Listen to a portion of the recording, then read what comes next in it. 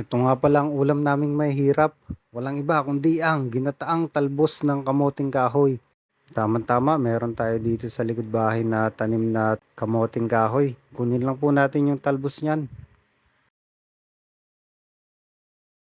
Ito nga po pala yung mga nakuha ko ng talbos.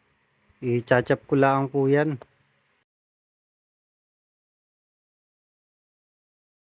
Hahalbusan lang po natin yung ating talbos ng balinghoy.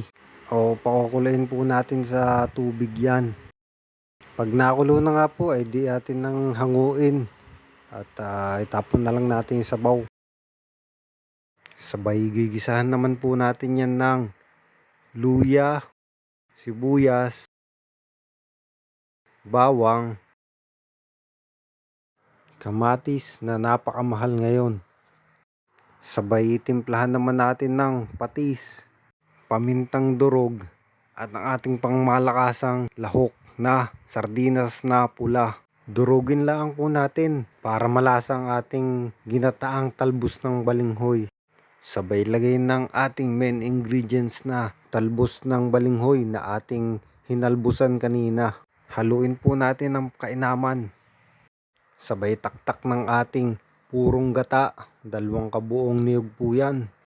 Halu-haluin lang po natin habang naluluto yung gata. Para sa ating umami po, naglagay lang po ako dyan ng seasoning. At para hindi naman po agad masira o mapanis ang ating ginataan, maglalagay po tayong suka. Nawariin ko yung 1 kutsara lang po yan. Pakukulayin lang po natin hanggang sa maluto yung suka. Tsaka po natin ulit hahaluin. At eto na po, yari na po ang ating ginataang talbos ng balinghoy.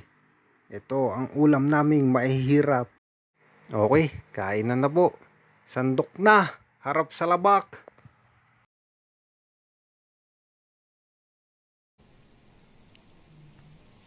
Kain po.